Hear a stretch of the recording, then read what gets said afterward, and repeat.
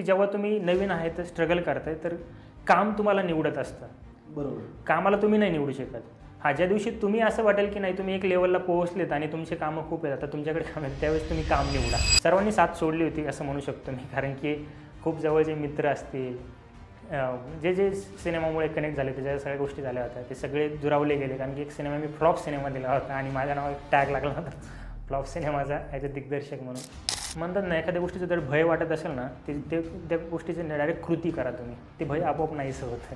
बरोबर. ह्या क्षेत्रावर तेवढा अभ्यास करावा लागेल, तेवढा वेळ द्यावा लागेल. खूप वाईट काळ येईल, खूप अशी वेळ येईल तुम्हाला की नाही आता सोडून जावं, मला इथे करायचं नाही आहे. खूप वाईट टेस्ट घेतले जातील तुमच्या, त्या कंडिशनला नेऊन ठेवलं जाईल तुम्हाला, आणि त्याच्यानंतर पण तुम्ही सर्वाईव्ह करू शकला तर तुम्हाला यश नक्की मिळतं. कारण की सातत्य, संयम आणि प्रयत्न या 3 गोष्टी येतात. 3 गोष्टीची जर जोड असेल तर मला वाटतं गोष्टी सर्वाईव्ह करतात.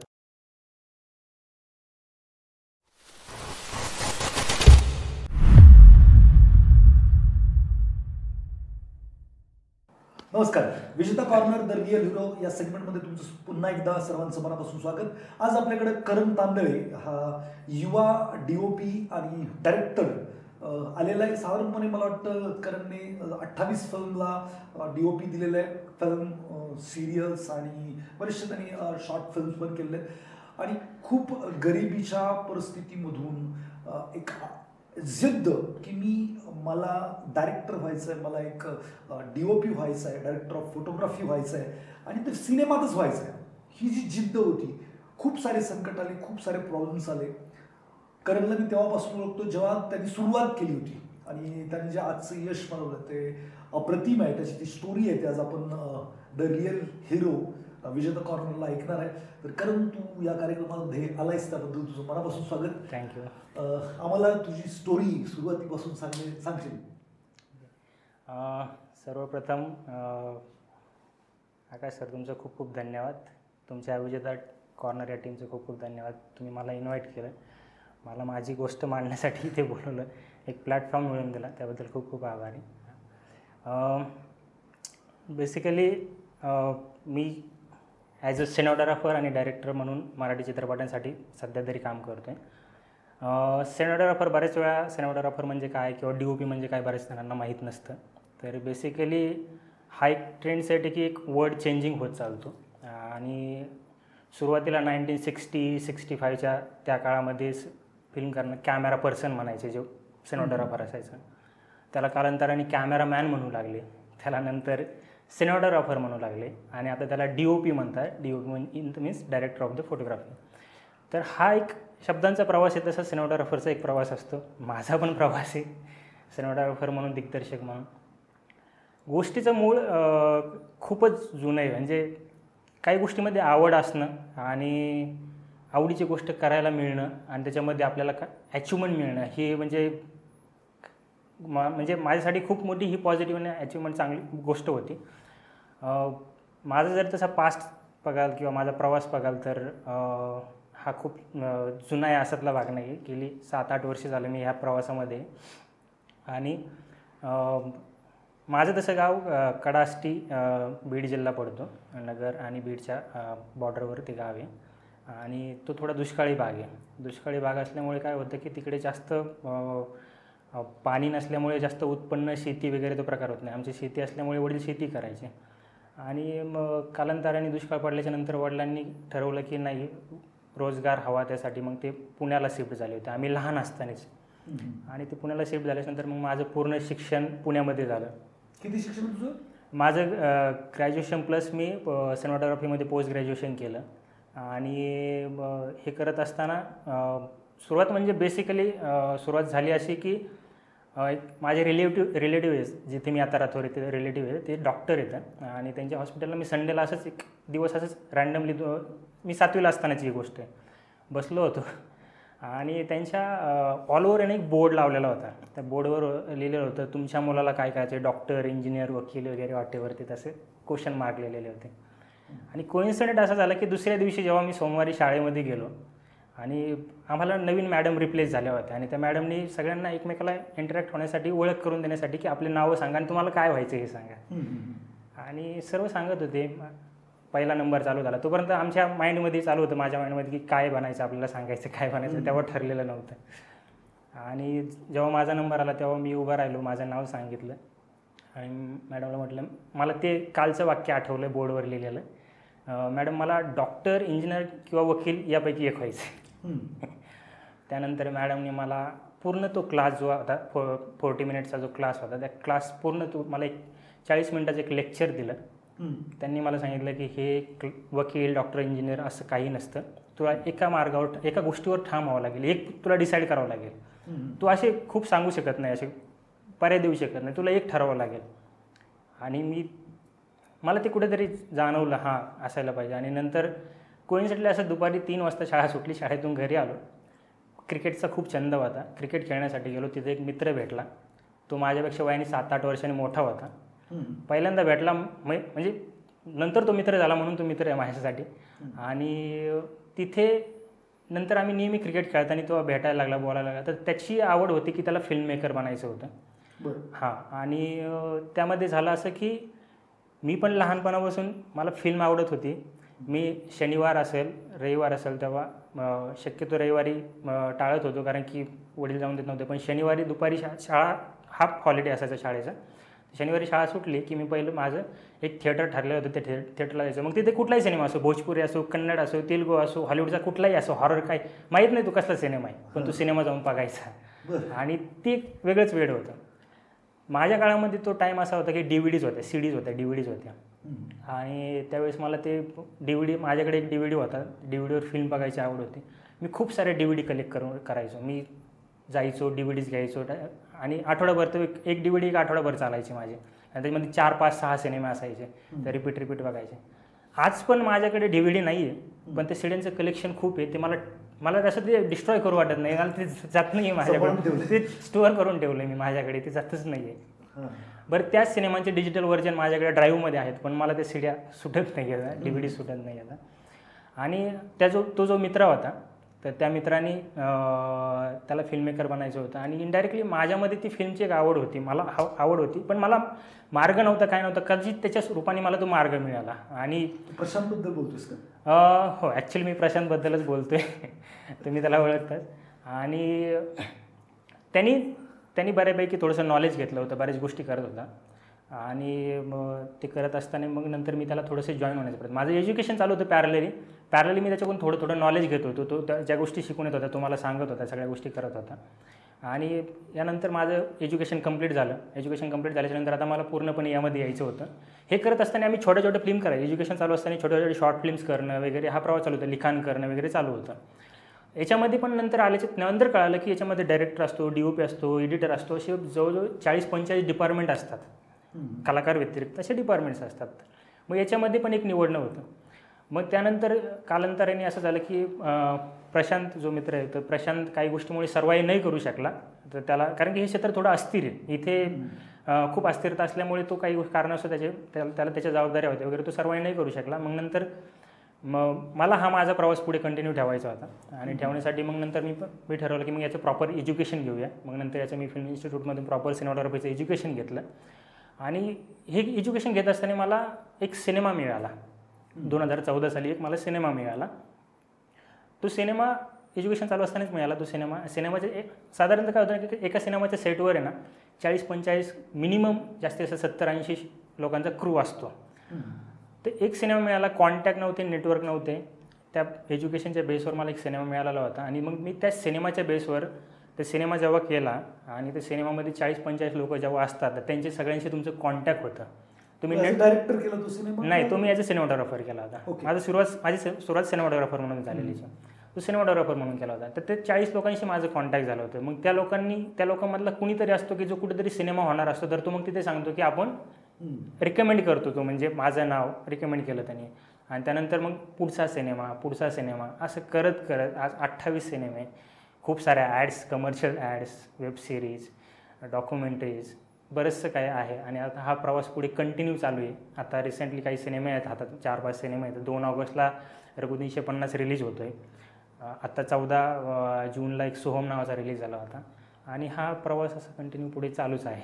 बेसिकली थोडक्यात घरच्यांचं काय सपोर्ट किंवा काय, सिनेमा नावाची गोष्ट म्हटलं की खूपच अस्थिरता आहे. बरोबर आहे. आता मुळात म्हणजे मला तसं फॅमिली बॅकग्राऊंड सिनेमाचं काहीच नाही आहे. फिल्म मेकिंग किंवा चित्रपट ह्या गोष्टीचा काही संबंध नाही माझ्या फॅमिली बॅकग्राऊंडमध्ये. वडील शेतकरी होते, आईचं एज्युकेशन नाही झालेलं, वडील थोडेफार शिकलेले होते, तर त्यांना ह्या गोष्टीचं काहीच नाही आहे. पण माझ्यासाठी ना मी फॉर्च्युनेटली खूप लकी समजेल मी स्वतःला की माझ्या वडिलांचं कधी प्रेशर नव्हतं की तू हे कर ते कर. आईचं नव्हतं, कधीच नव्हतं. मी त्यांना जे डिसिजन घेत होते त्यांना योग्य वाटत होतं. मी जेव्हा सिनेमॅटोग्राफर बनायचं, फिल्म मेकिंग जायचं, त्यांना ह्या गोष्टीचं काहीच नॉलेज नव्हतं. तुला वाटते तू कर. खूप असं फॅमिली बॅकग्राऊंड स्ट्रॉंग नव्हतं, पण ते फ्रीडम होतं मला. त्याच्यामुळं कदाचित त्यांचा तो एवढा सपोर्ट होता आणि त्यांच्या सपोर्टमुळं मी कदाचित एवढं सगळं सर्वाईव्ह करू शकलो, एवढा तग धरू शकतो. किंवा हे अस्थिर क्षेत्र जे म्हणलं जातं की याच्यामध्ये खूप अस्थिरता आहे, इथं फायनान्शियली क्रायसिस होतात, खूप काही गोष्टी होतात, कधी काम आहे कधी नाही आहे. तर याच्यामध्ये सर्वाईव्ह करण्यासाठी जी एनर्जी हवी होती, जे मला एफर्ट्स हवे, जे वाईब्स हवे होते, ते मला कदाचित माझ्या फॅमिलीकडून, माझ्या आईवडिलांकडूनच आणि जे काय माझे फॅमिली सर्कल होतं त्याच्यामधून, मित्रांमधून मला ते मिळत होतं. आणि त्याच्यामुळे मी सर्वाईव्ह करू शकलो आणि एक चांगल्या लेवलला पोहोचण्याचा मी प्रयत्न करतो आहे. कारण बेसिकली काय होतं की याच्यामध्ये पण काय ना की सिनेमॅटोग्राफर खूप बनतात. सिनेमॅटोग्राफर खूप आहेत, असे काय नाही आहे, तेवढी स्पर्धा आहे, सगळ्या गोष्टी आहेत. पण एक नैतिक आणि इथिक असणाऱ्या व्यक्ती पण त्यांना हव्या असतात किंवा त्या इंडस्ट्रीमध्ये हव्या असतात. तर मी स्वतःला त्या गोष्टीकडे थोडंसं वळवण्याचा प्रयत्न करतो आणि त्याच्यातून थोडंसं स्वतःला डेव्हलप करण्याचा प्रयत्न करतो. आणि टेक्निकल नॉलेज सगळ्यांकडेच आहे, पण काही गोष्टी आहेत ना ज्या माणूस म्हणून असायला हव्या, तर त्या पण असणं गरजेचं आहे ॲक्च्युली. आणि त्या खूप मॅटर करतात सर्वाईव्ह करताना. कारण की तुम्ही काम करत असताना सेटवर तुम्ही लोकांशी कसं वागता, त्यांना कसं समजून घेता, त्यांच्याशी तुमचं बॉन्डिंग कसं आहे. कारण की ह्या गोष्टी तुमच्या ना ह्या गोष्टींची नोंद होते. भले त्याचा रिझल्ट तुम्हाला आत्ता मिळत नाही, त्या गोष्टींची नोंद होते आणि भविष्यात त्याचे रिझल्ट तुम्हाला मिळत असतात. मी गोष्ट सांगायची म्हणून ना, एक गोष्ट अशी की मी 2016ला एक सिनेमा केला होता आणि एक सिनेमा करत असताना ना ते सेटवर एक स्पॉट बॉय म्हणून, तेव्हा स्पॉट बॉय म्हणायचे, आता स्पॉट दादांना प्रोडक्शन बॉय म्हणतात.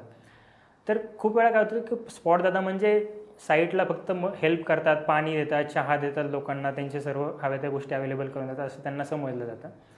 त्यांच्यामुळे त्यांच्यासोबत जास्त कनेक्ट कुणीच नसतं. माझ्यासाठी मला तो 2016ची गोष्ट आहे, तर 2016 साली मला एका स्पॉट जे आहेत, जे करणारे व्यक्ती आहेत, त्यांचे मारुती मामा आम्ही त्यांना म्हणतो प्रेमाने, तर त्या मामांनी मला एक सिनेमा रिकमेंड केला होता. त्यांच्या एका निर्मात्यांना सांगितलं होतं की तुम्ही ह्या मुलाला सिनेमासाठी घ्या तुमच्या.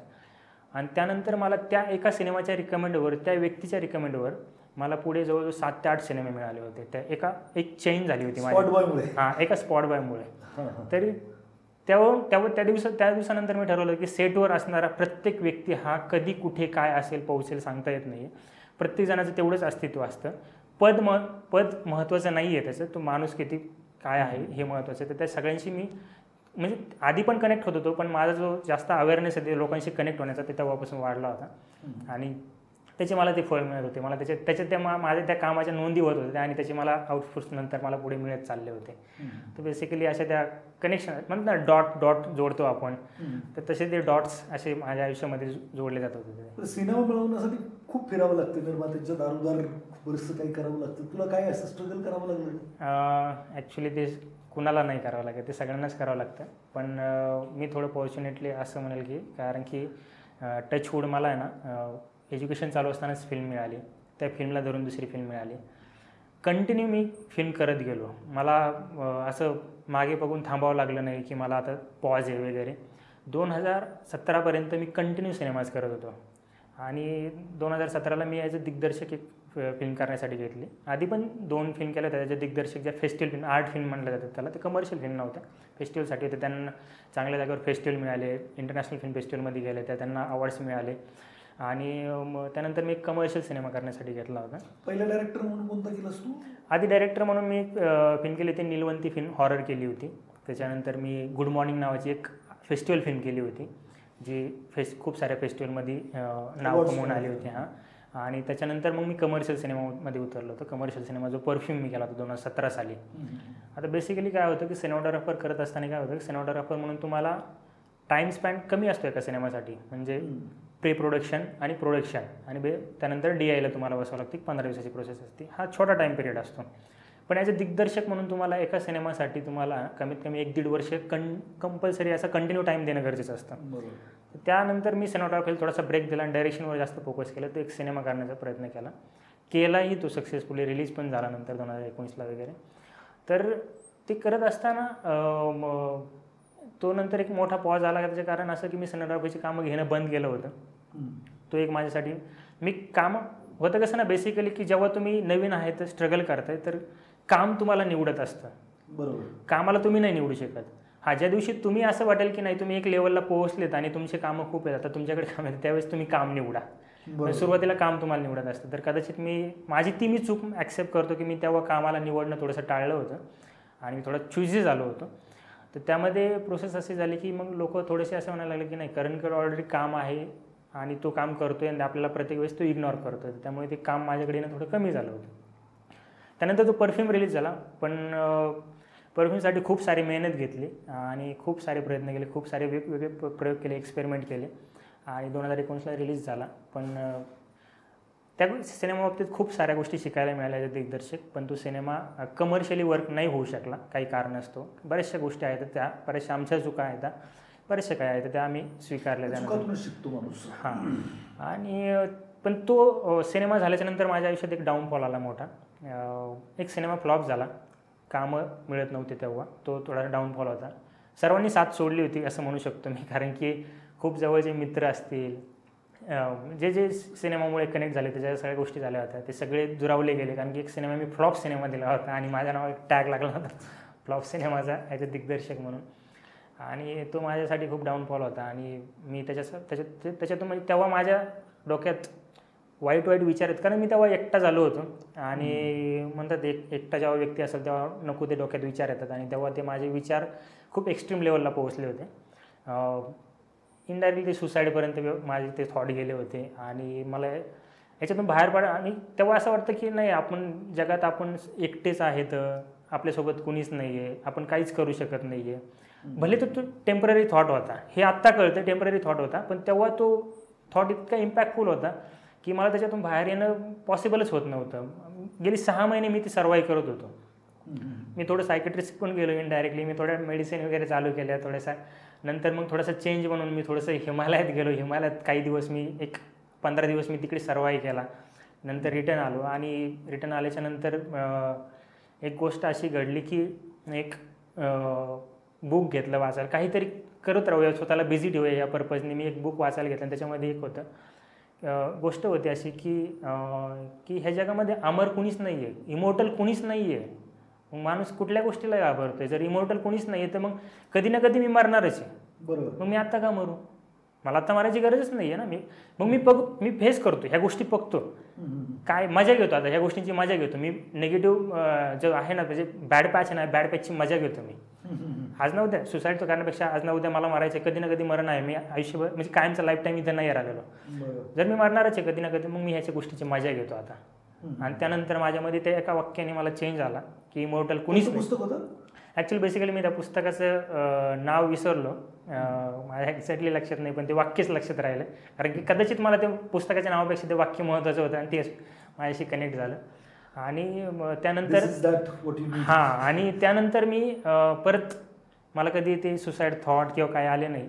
आणि त्यानंतर ही गोष्ट 2019ची आहे. 19ला त्यानंतर मी खूप सारे काम माझ्यानंतर रिटर्न काम चालू झाले. जेव्हा माझे थॉट बदलला, माझा माइंडसेट बदलला.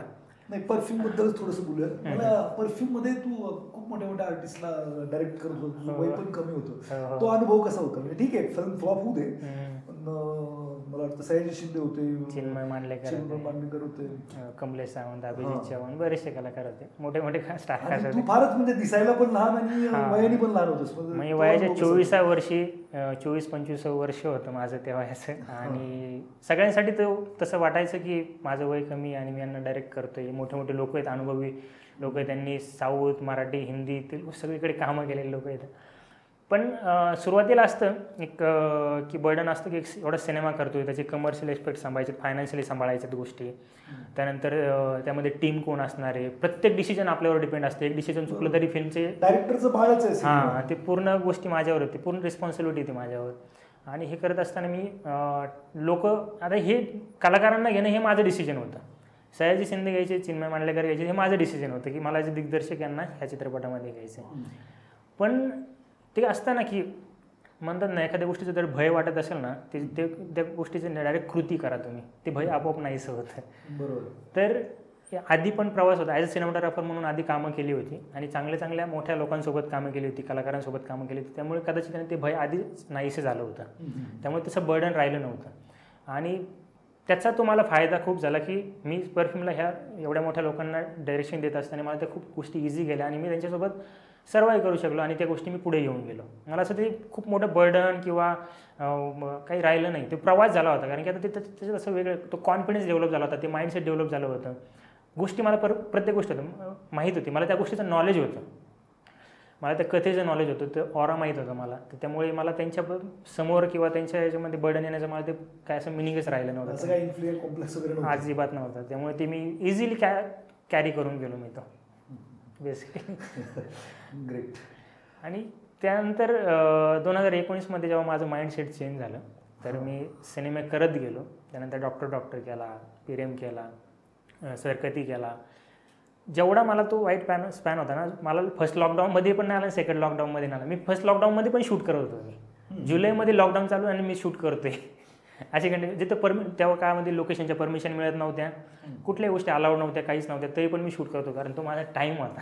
त्यानंतरचा जो एक टाईम चालू झाला होता त्यानंतरचा टाईम होता. आणि त्यानंतर मी आता हा प्रवास एवढा म्हणजे प्रॉपर चालू आहे की बघूया. होप शेवटी कसं आहे, प्रवासामध्ये चढ उतार येतात, रात्र असले तर दिवस येतो, अंधार असेल तर उजेड येतो, या गोष्टी आहेत. त्यामुळे चढ उतार येतील, पण त्याच्यासाठी मी रेडी आहे आणि प्रिपेअर आहे. त्यामुळे मला त्या गोष्टीची आता भीती नाही, त्यामुळे हा प्रवास कंटिन्यू चालू आहे. असं कधी फिल्म वगैरे सोडण्याचा विचार आला की बस बाबा हे आता नको? खूप परफ्यूमच्या वेळेला झालं, त्याच्यानंतर परत त्याच्यानंतर नाही आला विचार. त्याच्यानंतर अगोदर बऱ्याच वेळेला वाटलं की ते सोडून दुसरं काहीतरी, कारण की सुरुवात असते आणि तुम्हाला एक तर फायनान्शियली कंपल्सरी, म्हणजे असा कंटिन्यू स्रोत नसतो तुमचा, फायनान्शियली कंटिन्यू स्रोत नसतो. त्यामुळे ह्या क्षेत्रामध्ये सर्वाईव्ह करणं थोडंसं अवघड जातं. खूप सारे टेक्निशियन, कलाकार आज पण इंडस्ट्रीमध्ये असे खूप सारे येतात, ते त्याच्यापेक्षा कितीतरी पटीने जातात पण. तर हा प्रवास चालूच आहे, येणं जाणं. त्या गोष्टीने आता मी सुद्धा माझ्यामध्ये पण थॉट येत होते, पण मी नंतर विचार केला की इंडस्ट्रीला याने फरक काय पडणार आहे, मी गेलो किंवा आलो, इंडस्ट्रीला फरक नाही पडत, ते सगळ्या गोष्टी जिथल्या आपोआप चालू येतं.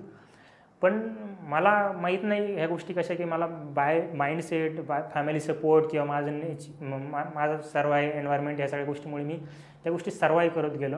आणि नंतर ते थॉट, आता लॉकडाऊननंतर ते थॉट कधी माझ्याकडे आले नाही की मला सोडायची इंडस्ट्री वगैरे, कारण की त्यानंतर कंटिन्यू कामच करतो आहे, कामातून वेळच भेटत नाही. त्यामुळे चालू आहे हा प्रवास. आणि आता आता आता तर माघार घेण्याचा संबंधच देत नाही आहे. आता चांगल्या स्केल लेवलला पोहोचलो आहे, आणखी मोठा प्रवास आहे बाकी. आता शेवटी जरी आता मला वाटत असेल की मी एका लेवलला पोहोचले, पण मला असं वाटतं की मला खूप पुढे जायचं, आणखी खूप गोष्टी करायच्या आता, आणि त्या मी करत राहणार. कारण की माझ्यासमोर काही आदर्श लोक आहेत, माझे रोल मॉडेल्स आहेत, त्यांना मी फॉलो करतो. कारण की त्यांचं यश आणि माझं यश हे खूप जमीन आणि आसमानचा फरक म्हणतात ना, तसा फरक आहे. आणि मी त्या दिशेने माझं प्रयत्न चालू आहे, त्या सगळ्या गोष्टी चालू आहेत.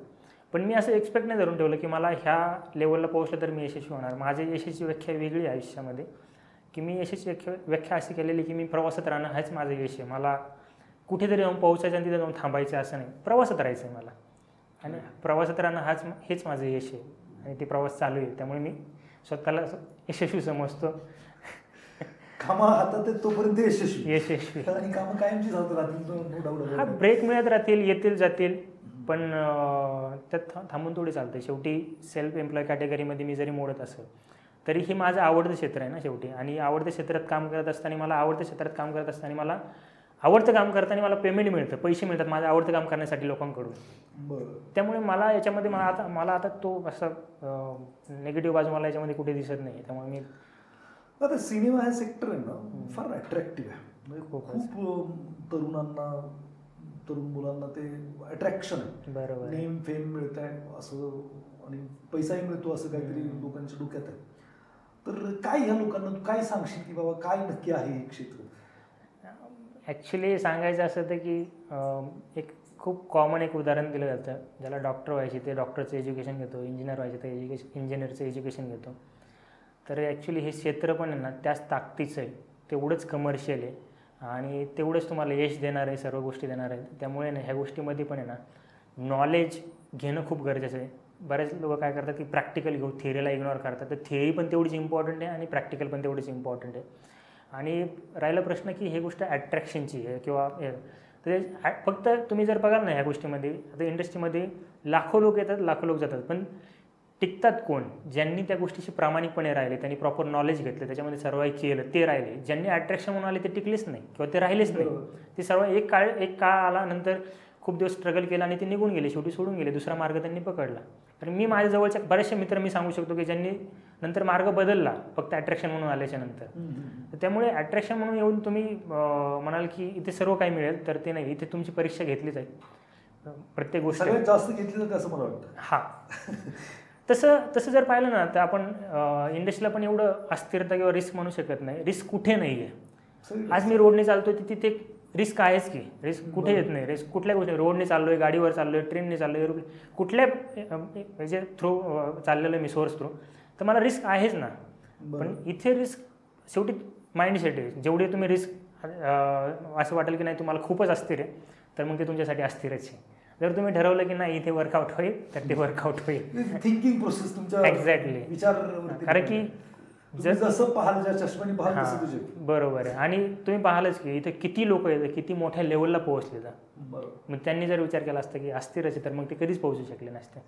तर त्यामुळे हे आपण ठरवायचं अस्थिर आहे की नाही, आणि आपण काय करू शकतो आपल्या गट्सवर आणि आपल्या माइंडसेटवर आपण बिलीव्ह करायचं. कारण माझा असा प्रश्न आहे की खूप सारे मी सिरियलमध्ये स्टार होताना लोकांना पाहिलं, वन सिरियल स्टार होतात, नंतर त्यांना ती काम मिळताना दिसत नाहीत किंवा ते कुठं परत दिसत नाहीत. बरोबर आहे. मग हे ऍक्टरचं होतं काय किंवा मग काय नक्की? हां, आता जर तुम्ही ज्यांचं पण आता ही गोष्ट सांगितलं ना, तुम्ही ज्यांच्याबद्दल पण म्हणाल ना, तर त्या लोकांचे वेगळे कारणं येतं. आणि असेच आहेत लोक मी जे सांगेल की जे हे करून पण मोठ्या लेवलला राहिलेले आहेत आणि स्टार आहेत आणखी.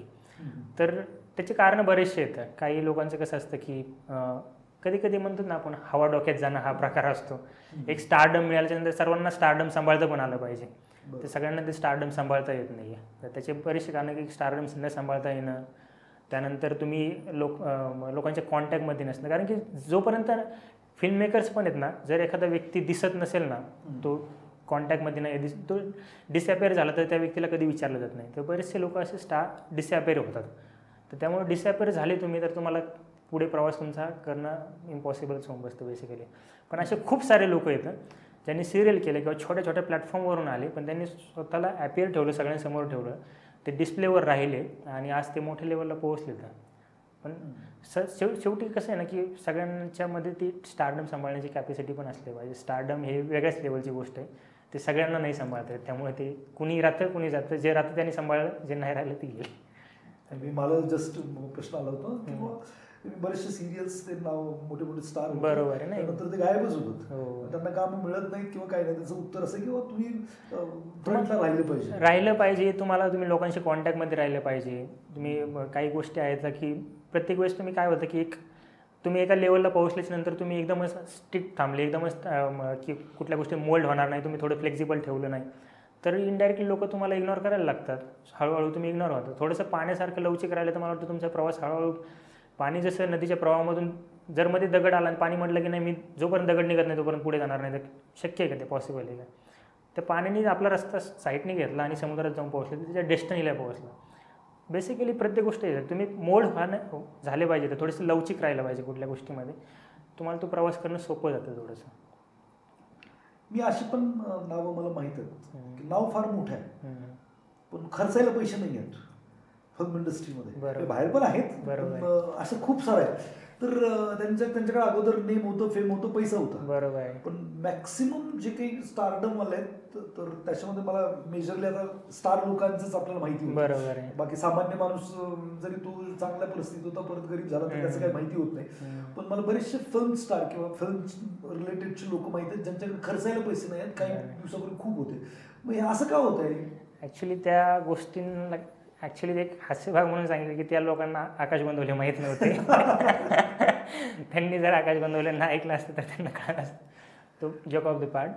बेसिकली काय होतं ना की तुम्ही काम करत असताना ना तुम्हाला थोडंसं आर्थिक ज्ञान पण असायला हवं. जेव्हा तुमचा टाईम चांगला आहे तेव्हा तुम्ही तुमचं इकॉनॉमिकल थोडंसं सस्टेन करण्यासाठी फ्युचरचे प्लॅन केले पाहिजे, सगळ्या गोष्टी केल्या पाहिजे. आज तुम्ही मी तुम्हाला खूप शुभेच्छा देईल की मला या गोष्टीचा प्राऊड आहे की तुम्ही आज खूप साऱ्या लोकांना आर्थिक साक्षरतेच्या मदतीने तुम्ही त्यांना फायनान्शियल फ्रीडम मिळवून देताय, त्यांना एका स्टेजवरून दुसऱ्या स्टेजवर घेऊन जात आहे, त्यांचा प्रवास सुखदायक कसा करताय फायनान्शियली हे मी बघतोय आणि ते तुम्ही करताय त्याच्याबद्दल म्हणजे त्यासाठी तुम्हाला खूप खूप शुभेच्छा. आणि मुळात दुसरी गोष्ट म्हणजे की आता जेव्हा बरेचसे स्टार तुम्ही जसे म्हटलं की त्यांनी वर्कआउट करू शकले नाही, तर तुम्ही बरेचसे उदाहरणं पण आहेत, नावं नाही घेत आपण कोणाशी, पण फायनान्शियली नॉलेज त्या लोकांकडे कदाचित नसेल त्यावेळेस. आणि दुसरी गोष्ट टाईम जेव्हा चांगला असेल त्यावेळेस बऱ्याच वेळा आपण बोललो जातो एखादी सेविंग असेल तुमची, तर ती सेविंग जर तुम्ही सेव्ह केली तर भविष्यात तुम्हाला सेव्ह करते वाईट काळामध्ये. पण बऱ्याच लोकांनी असं केलं की चांगल्या काळामध्ये त्यांना असं वाटलं की नाही भविष्य कंटिन्यू आपलं असंच राहणार आहे.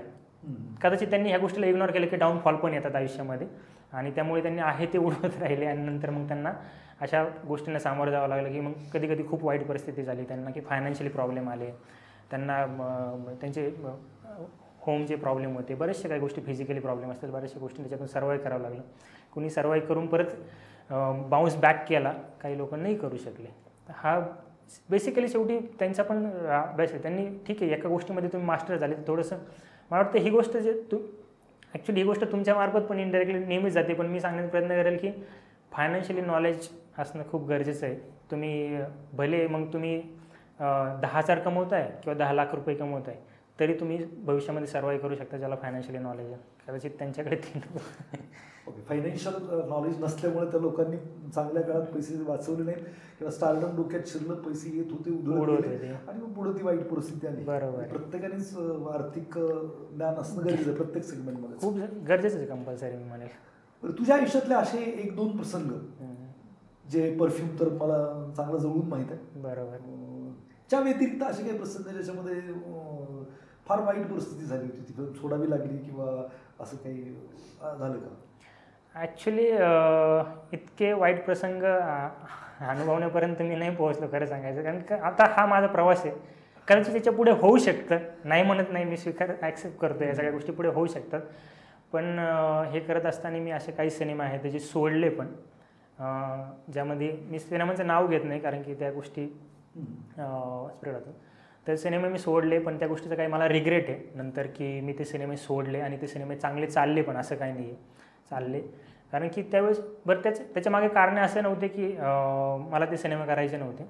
2016-17 साली मी काही सिनेमा सोडले जे मला करायचेच नव्हते, की मी एक वेगळं काम करत होतो म्हणून मी सोडत होतो. मला ते काम करायचं होतं म्हणून मी सोडत होतो.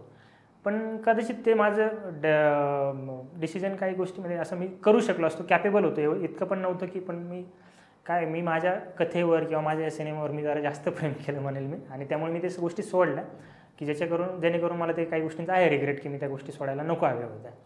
त्यामुळे ते पण असा मेजर सिक्वेन्स असा आणखी तरी नाही घडला, पण भविष्यात घडला तर मी नक्की कधीतरी शेअर करेन. दुसरं डायरेक्टर लोक जे फिल्ममध्ये आहेत, काहीच डायरेक्टर ज्यांना खूप काही पैसे कमवत आहेत किंवा चांगलं हे करता येतं, डायरेक्टरचं नाव होतं बरोबर, पण त्याला पैसे नाही मिळत, बरोबर, असं का होतं? आता तुम्ही जर एक गोष्ट ऑब्झर्व केली ना, कुठल्याही क्षेत्रामध्ये गेलं, कुठलंही छोटं मोठं कुठलंही क्षेत्र असो, असं नाही की डॉक्टरच ह्या क्षेत्रामध्ये मोठं होतं येतं, बिझनेसमध्येच मोठं होतं. मी टीचर कॅटेगरीत पण लोक मोठे झालेले पाहिलेले आहेत. मी कुठल्याही क्षेत्रामध्ये एक तरी मोठं झालेलं एक उदाहरण पाहिलेलं आहे. आता राहिला प्रश्न डायरेक्शनचा. आता डायरेक्शनमध्ये काय होतं की बऱ्याच वेळा काय होतं की एक दिग्दर्शक तो एक सिनेमावर 1-2 वर्ष काम करतो आणि ते काम करत असताना कधी कधी काय होतं की प्रोडक्शन व्हॅल्यू असते. बऱ्याच वेळा काय होतं की थोडासा एक डाऊनफॉल म्हणू शकतो किंवा एक लूप फॉल आहे इंडस्ट्रीमध्ये आणखी पण, की तो मॅनेजमेंटचा इश्यू येतो, तो खूप मोठा issue. Financially management, risk analyse वगैरे खूप कमी केली जाते सिनेमाच्या बाबतीमध्ये. आणि ह्याच्याकडे बिझनेस म्हणून बघितलं ना तर ह्या सगळ्या गोष्टी थोडंसं कॉर्पोरेट स्ट्रक्चर दिलेलं. आता रिसेंटलीच कॉर्पोरेट स्ट्रक्चर आलं आहे सिनेमाला, मोठे स्टुडिओज वगैरे आले, त्याच्यामुळे ते बरोबर टाईम मॅनेजमेंट, मनी मॅनेजमेंट, रिस्क ॲनालाइज करतात आणि त्यानुसार सिनेमे करून ते प्रॉपर सर्वाईव्ह करतात. पण बऱ्याच वेळा काय होतं की जे आपण बोलतो की 1-2-3 फिल्म करून पण दिग्दर्शकाकडे फायनान्शियली थोडीशी वीक असतात. तर 3-3, 4-4 वर्षे एका सिनेमावर जेव्हा तुम्ही काम करता, तुम्हाला दुसरं काम करता येत नाही आणि तुमची जी एक फीज असते ती फीज पहिल्या वर्षीच संपलेली असते तुम्ही सर्वाईव्ह करताना. त्याच्यानंतर तुम्हाला सर्वाईव्ह करण्यासाठी दुसरा सिनेमा करू शकत नाही कारण की तुम्ही ऑलरेडी एका सिनेमामध्ये अडकलेले असतात. तसे हे 2-3 कारणं आहेत. परत दुसरी गोष्ट अशी आहे की बऱ्याच वेळा बजेटचा इश्यू असतो किंवा बजेटचे काही प्रॉब्लेम असतात किंवा बजेट एक ठरलेलं बजेट सांगितलेलं असतं की XYZ बजेटमध्ये फिल्म होणार आहे आणि ती बजेट दुसऱ्या बजेटमध्ये पोहोचते, त्यामुळे ती फिल्म अडकते आणि त्यानंतर मग त्या दिग्दर्शकाची फिल्म कधी बाहेर येत नाही. त्यामुळे त्या दिग्दर्शक खूप टॅलेंटेड असेल, खूप त्याच्यामध्ये पोटेन्शियल असेल, पण त्याचं प्रोडक्टच बाहेर आलं नाही, लोकांपर्यंत पोहोचलं नाही, त्यामुळे तो दिग्दर्शक पुढे सर्वाईव्ह करणं त्याच्यासाठी खूप अवघड जातं. अशा बऱ्याचशा गोष्टी म्हणजे माझ्या दृष्टीने हे कारणं मला दिसतात सध्या तरी. फिल्म करताना अजून काही जोड व्यवसाय केला पाहिजे काय? नक्कीच केला पाहिजे. म्हणतात मागचे दोर कापू नये, हा एक कन्सेप्ट असतो. तर हे करत असताना ना हां, तुम्ही तुमचे फायनान्शियली जर बॅकग्राऊंड स्ट्रॉंग असेल तर तुम्ही बिनधास्त सर्वाईव्ह करा म्हणे. जर तुम्हाला कधी काम आहे कधी नाही या सगळ्या गोष्टी चालतील. पण जर तुम्ही फायनान्शियली पण स्वतःला स्टेबल बघताय आणि तुम्हाला लाईफ कंटिन्यू याच्यामध्ये काम करायचं आहे आणि तुम्हाला तुमची आवडती गोष्ट कॅरी करायची, तर तुम्ही म्हणाल की तुम्ही जोडधंदा करू शकले तर इट विल बी बेटर. जर नाही करू शकले तर तुम्ही काही ना काही असे पॅसिव्ह सोर्स आहेत किंवा काही गोष्टी आहेत की ज्याच्यावर तुम्ही थोडंसं लक्ष दिलं पाहिजे आणि त्या पण केल्या तर बेटर होईल. कारण की मला ते जाणवलं नंतर आणि मी हळूहळू त्या गोष्टीकडे वळलो आणि मी स्वतःला गोष्टी म्हणून मी आज एवढं स्टेबल झालो. आणि हां, पण एक गोष्ट मला एवढी कळाली की जेव्हा तुम्ही स्टेबल होता तेव्हा कामं पण तुमचे वाढतात इनडायरेक्टली. तुम्ही रिलॅक्स माइंड नाही राहतात कारण तुम्ही स्ट्रेट फॉरवर्ड होऊन जाता. दुसरं जे करतोय मला माहिती आहे ऑडियन्सला सांग दुसरं काय करतोय. बेसिकली हा एक सिनेमा बरोबर अजून काय करतोय सांगायचं तर थोडंसं ॲग्रो रिलेटेड थोडंसं एक बिझनेस करतो आणि प्लस इन्व्हेस्टमेंट कॅटेगरीमध्ये थोडंसं त्यामध्ये थोडंसं स्वतःला स्प्रेड केलं आहे आणि त्यामध्ये थोडा एक वेगळा प्रवास झालेला आहे चालू. तर त्या 2 गोष्टी पॅरलली सांभाळतो सध्या. ऑडियन्सला मी सांगू इच्छितो की करण खूप चांगलं स्टॉक मार्केट करतो. इन्व्हेस्टिंगमध्ये खूप चांगलं स्टडी आहे त्याचा आणि खूप चांगले पैसे त्याच्यामध्ये पण बनवतो. सो करण अशी 4-5 लोक तुझ्या जीवनातली ज्यांचं खूप मोठा प्रभाव आहे तुझ्या जीवनावरती किंवा तू आज जिथं कुठे त्यांच्यामुळे आहेत, असे 5 लोक कोण आहेत असं तुला वाटतं? मी सर्वप्रथम तर माझे आई वडील 2 हे तर माझे कंपल्सरी. माझे ठरलेले कुठल्या कानाकोपऱ्यात गेलं तरी ते मला दिसतातच आणि ते माझ्या पाठीशी असतात. ते त्या 2 व्यक्तींमुळे मी हा प्रवास कंटिन्यू करतो आहे. आणि या व्यतिरिक्त मी काही लोकांना रोल मॉडेल मानतो की ज्या लोकांना मी खूप मानतो. माझ्या सिनेमॅटोग्राफीमधले सगळ्यात ज्यांना मी कुठल्याही गोष्टीमध्ये मला कधी निगेटिव्ह फील झालं किंवा कधी डाऊनफॉल आला माझ्या, तर मी त्या व्यक्तीचे बाईट्स असेल, इंटरव्ह्यू असेल, त्या व्यक्तीचा प्रवास वाचतो आणि ते म्हणजे संतोष शिवण सिनेमॅटोग्राफर, जे इंडियामधून एकमेव सिनेमॅटोग्राफर असे आहेत की जे ASCचे मेंबरशिप येतं, जे कुणीच नाही येतं. American society of cinematographer association तिचे मेंबर असलेले एकमेव सिनेमॅटोग्राफर संतोष शिवण आहेत. तर मी त्यांना माझा रोल मॉडेल, त्यांना माझे इनविजिबल मेंटॉर वगैरे जे काही मी त्यांना मानतो. पॅरलली माझे काही मित्र येतं ज्यांच्यामुळे मला काही गोष्टी आहेत की मी म्हणेल की माझ्या सुरुवातीच्या करिअरला मला साथ मिळाली आणि ज्या व्यक्तीचा खूप प्रभाव पडला तो प्रशांत आहे, ज्याला तुम्ही ओळखता. त्यांचा पण खूप मला या सगळ्या गोष्टी हा खूप अनफॉर्च्युनेटली तो काही गोष्टीमुळे त्याच्या जबाबदारीमुळे तो ह्या गोष्टीमध्ये पुढे कॅरी नाही करू शकला कारण की त्याला त्याचे काही फॅमिली इश्यूज होते आणि त्यांनी तो पण कधी आम्ही भेटलो, आत्ता पण भेटतो, कधी चर्चा झाली तर आम्ही त्याच्यावर बोलतो, गप्पा मारतो आणि ह्या गोष्टी चालू राहतात. असे काही सिलेक्टेड लोक आहेत की ज्यांचा माझ्यावर प्रभाव आहे आणि चालू आहेत. आणखी किती प्रवासात येतील जातील ह्या सगळ्या गोष्टी आहेत, पण प्रत्येक व्यक्तीकडून शिकायला मिळत असतं, प्रत्येक व्यक्तीकडून काही ना काही गोष्ट घेत असतो आणि हे सिनेमाच्या रिलेटेड असतं. पण फायनान्सच्या रिलेटेड जर म्हणाल ना, फायनान्सच्या रिलेटेड माझे गुरु. आणि आता कसं आहे की बऱ्याच वेळा आता आपण पॉडकास्ट करतो म्हणून कदाचित असं वाटेल की मी कौतुक करतो, पण ही कौतुकास्पद गोष्ट नाही. हे मी माझ्या आत्मीयतेतून सांगतो आहे की माझे इन्व्हेस्टमेंट आणि फायनान्समधले गुरु आकाश गोंधवलेच आहेत, ज्यांच्यामुळे मी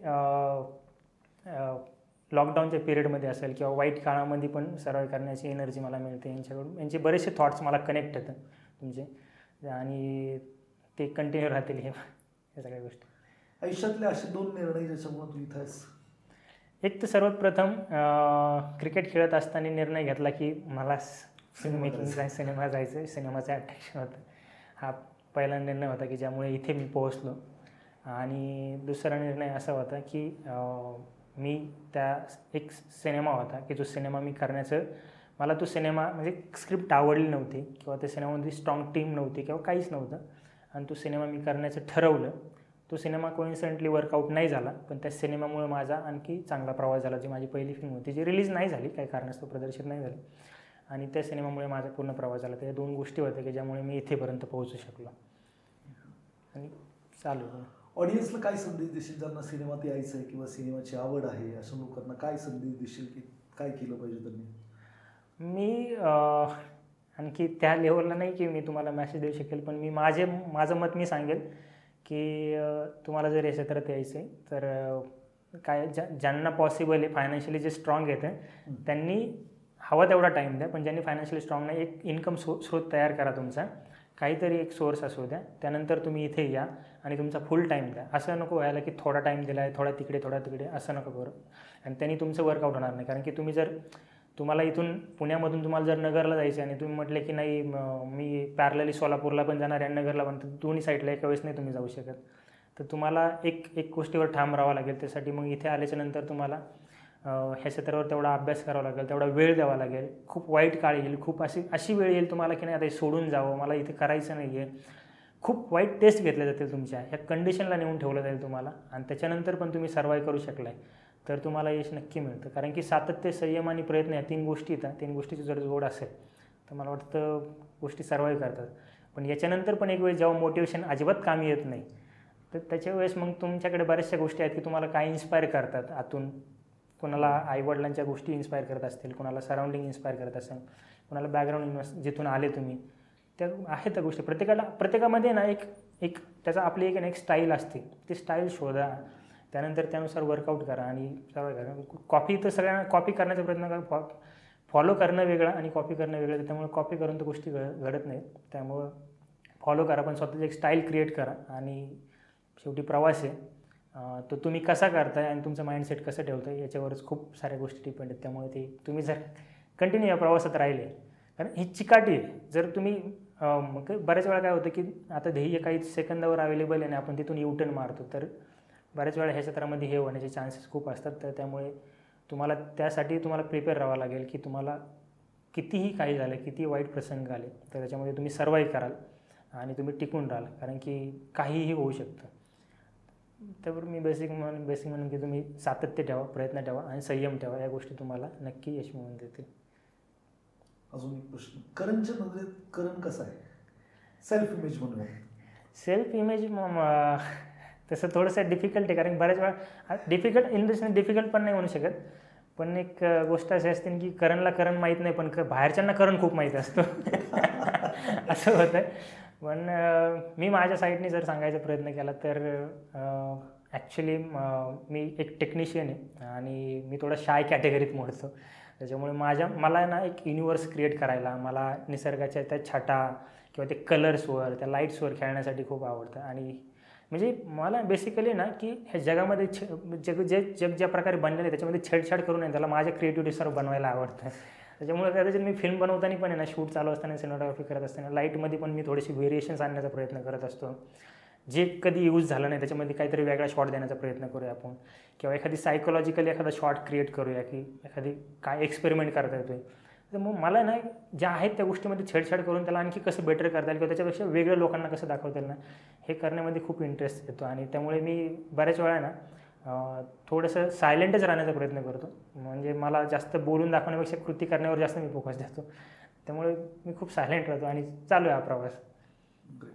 आता कसं आहे, DOP म्हणजे डायरेक्टरच्या डोक्यात काय चाललंय एक्झॅक्टली ते एक्झॅक्ट कॅमेऱ्यात कॅच हां. करणं म्हणजे काम आहे. आता सिनेमॅटोग्राफी म्हणजे सांगायचं झालं ना, सिनेमॅटोग्राफी बेसिक थोडक्यात असं गोष्ट आहे, सोप्या भाषेमध्ये. लेखक कथा लिहितो, दिग्दर्शक ते व्हिज्युअल्स क्रिएट करतो की मला असं एक व्हिज्युअल पाहिजे हे कथेनुसार, या स्क्रिप्टनुसार, आणि ते माझ्याकडे येतं ॲज अ सिनेमॅटोग्राफर की मला हे अस्तित्वात आणायचं आहे, रिॲलिटीमध्ये आणायचं आहे. मग ते रिॲलिटीमध्ये आणण्यासाठी मला ते काय इक्वायपमेंट लागतात, ते कसं घेतलं पाहिजे, त्याच्यासाठी काय टेक्नॉलॉजी आहे, त्यासाठी लाईट्स कसे असतात, त्याच्यासाठी एन्व्हायरमेंट कसं क्रिएट करायचं, आणि ते ॲक्च्युली टेक्निकली सिंक होऊन ते ऑडियन्सला कसं कनेक्ट होईल, सायकोलॉजिकली, इमोशनली, या सगळ्या गोष्टी करणं हे माझं काम असतं. आणि मग नंतर ते ॲज अ सिनेमॅटोग्राफर मी करत असतो, शूटिंग करणं. आणि हे करत असताना शेवटी डायरेक्टर असतो, मी डायरेक्टरला खूप बोलून देतो. डायरेक्टरला जेव्हा मी भेटतो एखाद्या दिग्दर्शकाला आणि स्क्रिप्ट ऐकल्याच्यानंतर मी दिग्दर्शकाला खूप बडबड करा, तुम्ही बोलत राहा, मला तुमच्या डोक्यातल्या गोष्टी कळू द्या, जेव्हा तुमच्यातल्या सगळ्या गोष्टी मला कळतील तेव्हा मला आणखी सोपं जातं की मला ह्या व्यक्तीला काय पाहिजे, आणि मग मी नंतर त्या व्यक्तीचं विजन मग मी ते पडद्यावर मांडण्याचा प्रयत्न करत असतो. आणि त्याच्यासाठी मग मी टेक्निकल या गोष्टी कारण हे माझं नॉलेज आहे शेवटी, ह्या नॉलेजचा मी तिथे यूज करत असतो. कारण की जर डायरेक्टरला ह्या सगळ्या गोष्टी माहीत असतात त्यांनी सिनेमॅटोग्राफर पार्ट नसता ठेवला, तर हे सिनेमॅटोग्राफरचा पार्ट असतो की ते सगळ्या गोष्टी तिथे प्रेझेंट करणं आणि व्हिज्युअली रिअलिस्टिकमध्ये दाखवणं आणि दिग्दर्शकाच्या कथेला, लेखकाच्या आणि दिग्दर्शकाच्या ह्या गोष्टीला आणि ऑडियन्सला कनेक्ट करण्यासाठी एक स्रोत बनवण्यासाठी तो पडदा तयार करण्याचं काम मी करतो. तुझ्यातलं कधी डायरेक्टर जागा होतो समोरचा डायरेक्टर सांगत असताना? नाही, ही गोष्ट मी एक सातत्याने पाळतो की इंटरफेअर कोणाच्या कामामध्ये इंटरफेअर करू नये. ही गोष्ट मी ना खूप स्ट्रिक्ट मानतो. मी विक्रम गोखलेंसोबत, विक्रम गोखले माझे दिग्दर्शक होते, मी त्यांचा सिनेमॅटोग्राफर होते. एक वेब सिरीज केली होती मध्ये आम्ही. नाही, तुम्ही ज्या सेटवर आले होते त्यामध्ये ते ॲक्टिंग करत होते. त्यानंतर दुसरी आम्ही एक वेब सिरीज केली होती ज्याचे ते दिग्दर्शक होते. आणि त्यांनी मला एक गोष्ट सांगितली होती करण, की कुणाचे काम कधी हिसकावून घेऊ नये. तुझं काम आहे ना, तुला मिळेल ते, तुझ्या नशिबातलेलं ना तुझ्याकडे येईल ते बरोबर. तुला काहीच करायची गरज नाही, एफर्ट लाव. तू फक्त तुझ्या स्किलवर, तुझ्या कामावर फोकस कर. आणि कसं आहे, बऱ्याच वेळा दुसऱ्याच्या कामामध्ये जर इंटरफेअर करायला तर गोष्टी कदाचित समोरचा ना हे होऊ शकतो. सजेशन मी देऊ शकतो as a cinematographer, as a technician. मी दिग्दर्शकाला सजेशन देऊ शकतो की मला अशा गोष्टी वाटतात, तुम्हाला मान्य असेल तर आपण त्या करूया. पण बऱ्याच वेळा काय होतं की मग दिग्दर्शक ॲक्सेप्ट पण करतात आणि जेव्हा दिग्दर्शकाला त्यांच्या गोष्टी हे असतात तेव्हा मग नाही ॲक्सेप्ट करत. त्यामुळे हे एक बॉन्डिंग असते शेवटी. दिग्दर्शकासोबत इंटरफेअर करण्यापेक्षा ते एकमेकाचं सजेशन असतात आणि ते बॉन्डिंग असतं. ते बॉन्डिंगच तुमच्या सिनेमा पुढे घेऊन जात असतं. त्यामुळे मी बेसिकली प्रयत्न करतो कधी पण दिग्दर्शकासोबत तेवढं स्ट्रॉंग बॉन्डिंग करण्याचं. कारण की सेटवर सगळ्या लोकांची बॉन्डिंग जर नसेल ना तुमचं, कारण की मला मेकअप आर्टिस्ट असेल, कॉस्ट्युम डिझायनर असेल, लाईट्सची टीम असेल, कॅमेराची टीम असेल, आर्ट डायरेक्टर असेल, दिग्दर्शक असेल, असोसिएट डायरेक्टर असेल, हे जी सर्व टीम असते, प्रोडक्शन टीम असेल, त्यांच्यासोबत मला बॉन्डिंग ठेवावं लागतं. कारण की ह्या लोकांनी मला ज्या ज्या गोष्टी अवेलेबल आहेत त्या आणून देणं गरजेचं असतं. आणि त्या जर गोष्टी नाही दिल्या, त्यांनी टाळलं तर मग माझं काम खराब होणार असतं. त्यामुळे मग ह्या लोकांना यांना समजून घेऊन मला ते काम करणं गरजेचं असतं. त्यामुळे मी दिग्दर्शकाला तर खूप कनेक्ट असतो. कारण की दिग्दर्शक आणि सिनेमॅटोग्राफर जेव्हा एकमेकाशी कनेक्ट असतात तेव्हा सिनेमा एक वेगळ्याच लेवलला बनतो. त्यामुळे मी ते बेसिकली टाळतो. इंटरफेअर करणं वगैरे, दुसऱ्याच्या कामामध्ये लुडबुड करणं मला योग्य वाटत नाही. त्याला त्याचं काम माहिती, मला माझं काम माहिती, दोघं मिळून काम करतो, ही गोष्ट मला पटते आणि मी त्यानुसार करतो. आता तू नवख्या आणि जुन्या असं दोन्ही लोकांना शूट केलंस, बरोबर. असं इरिटेटिंग असं झालं की एखादं शॉट की यार एवढे टेक झाले तरी पण ते पूर्ण होत नाही? होतं ना, बऱ्याच वेळा असं होतं की म्हणजे असं नाही की काही, पण नवीन कलाकार जेव्हा असतात, काही नवीन कलाकार ते ट्रेन होऊन येणं किंवा त्यांना अनुभव असणं किंवा त्यांना ऐकणं ही गोष्ट वेगळी. पण बऱ्याच वेळा काय होतं ना की काही सिनेमाच्या बाबतीत असं झालेलं आहे की ते कलाकार काहीतरी हौशी कलाकार असतात आणि त्यांना घेतलं जातं. त्या म्हणजे कदाचित त्या टीममधल्या कोणीतरी व्यक्तीचा तो जवळचा असतो व्यक्ती आणि त्याला घेतलं जातं आणि त्याच्याकडून सीन करून घेण्याचा प्रयत्न केला जातो.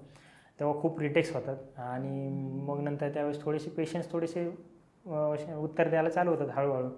मग चिडचिड होणं किंवा टाईम असतो. कारण की आता एक्झाम्पल असं आहे की मी एक शूट करत होतो, कोकणचा बीच होता, किनारा होता आणि त्या बीचवर शूट करतो आहे. मी शॉट चालू केला सकाळी 9:30 वाजता. मला माहिती सन डायरेक्शन पूर्वेला आहे, सन डायरेक्शन इथून इथे ट्रॅव्हल होणार आहे.